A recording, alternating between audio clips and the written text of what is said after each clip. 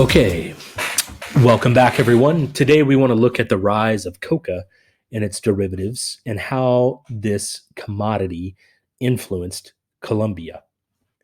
So, the leaves of the coca plant have been used and chewed by the indigenous inhabitants of mainly Peru and Bolivia for centuries. It has a relatively mild narcotic effect when chewed, although one Spanish Catholic artist from the 16th century said, "Coca is a plant that the devil invented for the total destruction of the natives." That was Don Diego de Robles, 16th century Catholic artist. Now, it wasn't necessarily for the destruction of the natives, but what was for the destruction of the natives was the fact that many of the Spanish conquistadors used coca and coca leaf because it's used to lessen the effects of altitude sickness. They used that and gave that to many natives as a way for them to keep mining in the high altitudes and mountains in which they were mining silver. But it wasn't until the late 1800s that the coca plant began to be refined for medicinal purposes. In 1884, a surgeon named Carl Kohler used it as an anesthetic for surgery. This powerful anesthetic quality then was noticed by other people, such as Sigmund Freud, the father of psychoanalysis. He noticed that it's the reason um, why it can also cause problems to habitual users. For example, the disintegration of the septum in the nose. In the in the turn of the century, in the 20th century, it was the height of an unregulated drug market. Cocaine, the refined narcotic taken from the coca leaf, was being added to over-the-counter products. In 1886, one such product was billed as a valuable brain tonic and cure for all nervous afflictions. It contained 60 milligrams of cocaine until 1903, and that product was, of course, Coca Cola. After that, the drink was still flavored with coca leaves, although the narcotic was removed. So the first part of the 20th century saw the creation of America's first drug regulations. And under the powerful progressive movement, many drugs previously treated as over the counter elixirs now became illicit and illegal substances. Fast forward into the 1970s and 1980s, and then you see this sort of the rash of cocaine and cocaine in the media. It became really popular among America's post-hippie generation.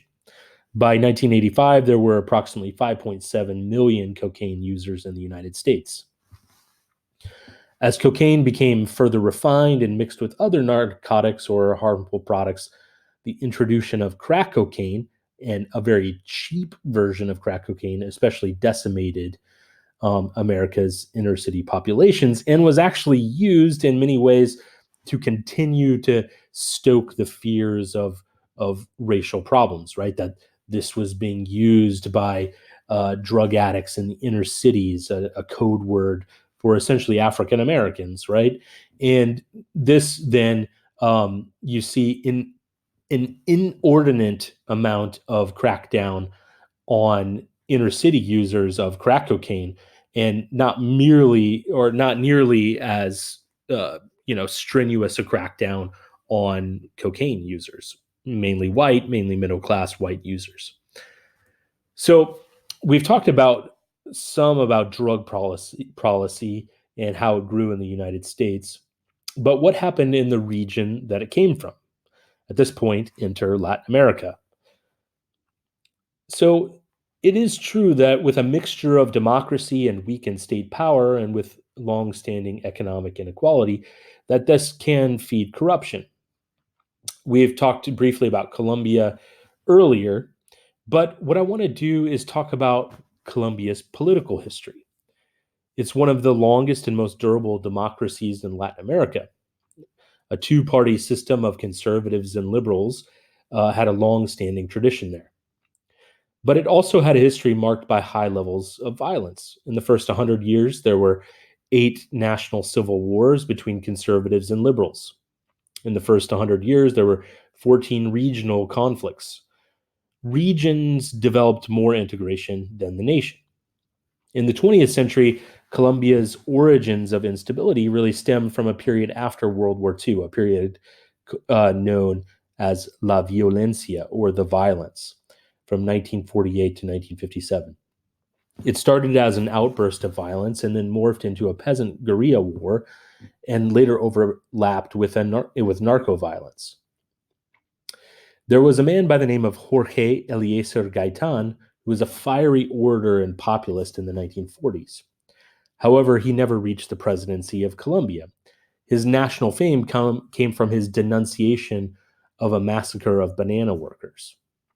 Right? He condemned the power of the oligarchy, of the rich and the powerful, and also the foreign interests, especially from the United States, that were using their economic leverage for political leverage in the country. Gaitan was a mestizo and appealed to voters because he was seen as a man of the people. But in 1948, he was assassinated, and his assassination triggered one of the greatest urban riots in Colombia's history, later called the Bogotazo. It's estimated that as many as 40,000 people died in the conflict that then overflowed into the countryside. Then, over the next 9 years, some 200,000 people or Colombian citizens lost their lives. There was a web of social conflicts surrounding land and labor and was associated with the post-war coffee boom. As the conservative and liberal political elites fought, a peasant movement began.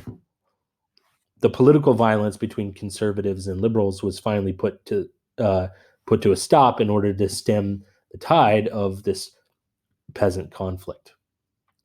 And so since the 1950s, Colombia has dealt with a variety of revolutionary groups who sought to remake the nation after La Violencia, after this period. One, probably the most well-known, is FARC, a Marxist-inspired insurgency called the Fuerzas Armadas Revolucionarios de Colombia, or the FARC, the Revolutionary Armed Forces of Colombia, and it emerged in the 1950s. The second was ANAPO, also a populist political party, emerged that sought to win the presidency in 1970 on April 19th. But electoral fraud denied ANAPO their victory. This spurred the so-called M19 movement in 1972. There was also a National Army of Liberation and a People's Liberation Army. Thus, by the 1970s, Colombia was in the midst of revolution and counter-revolution. Right-wing militias fought the revolutionaries and vice versa. What did this mean for the Colombia state? Well, it meant weakness. Within this framework, several crime syndicates began to develop. One especially violent was run by Pablo Escobar out of Medellin. This is also known as a drug cartel, right? A crime organization with many subsidiaries. Colombia first was just a shipping point of cocaine to the United States and Europe, getting most of its coca supply from Bolivia and Peru. Then, during the 1990s, because of U.S. pressure and government crackdowns in those countries, Colombians themselves began to produce the substance. It became a $5 to $6 billion a year business. Colombian campesinos began to grow coca by the acre. By the 1990s, Colombia became the world's leader in coca leaf, and by 2003, it was thought that Colombia supplied some 3/4 of all the cocaine consumed in the United States. So now enter Miami Vice. Dun, dun, dun. Don Johnson. Cocaine shipped, especially on boats, into points of entry such as Miami, were sites of the sort of drug trade in the 1970s, 1980s. The United States started to get involved in the mid-1980s at the same time when President Reagan and his wife, Nancy Reagan, had a campaign of just say no, at the same time when many neighborhoods of minorities, Black Americans, were being criminalized because of crack cocaine. All of this meant that what are we going to do as a nation and as a policy? Well, we're going to try not to deal with what's going on in our nation because of racial issues and racism, et cetera, but what we want to do is stop the drug from coming in. right? A supply side policy. The United States started to get involved and to stop the supply of cocaine through the Colombian cartels. For instance, one thing that it did was a $1.3 billion package called the Plan Colombia, which was initially designed to facilitate peace, revive economic development, and combat drug trafficking. But in the end, it was mainly about military assistance. The estimated total price tag was not 1.3 billion, but about 7.5 billion in the end. So if this sounds familiar, that's exactly what President George W. Bush did when the upswing of drug violence happened in 2006 in Mexico, right? So essentially, throw lots of military assistance at the problem and hope that the drug just wouldn't make it into the United States, and therefore that would be the way to solve the problem. By 2002, the new president of Colombia, Alvaro Uribe, was ready to get tough on guerrillas and on drugs. And his policy continued under Juan Manuel Santos, who was himself a main architect of the drug policy. Things began to get too hot for the drug trade in Colombia, and all this government crackdown, killing Pablo Escobar in the 1990s, which you can see a little bit of the aftermath of that in the sort of documentary with his son. All that did was essentially move it elsewhere, right? The trade routes now moved elsewhere. Instead of going from Colombia to Miami, right? All of this was going essentially now through Mexico. And so what I want you to think about is the way in which Colombia represents a kind of the case par excellence of supply side US drug policy and perhaps some of its drawbacks. Thanks. That's all I have for you today.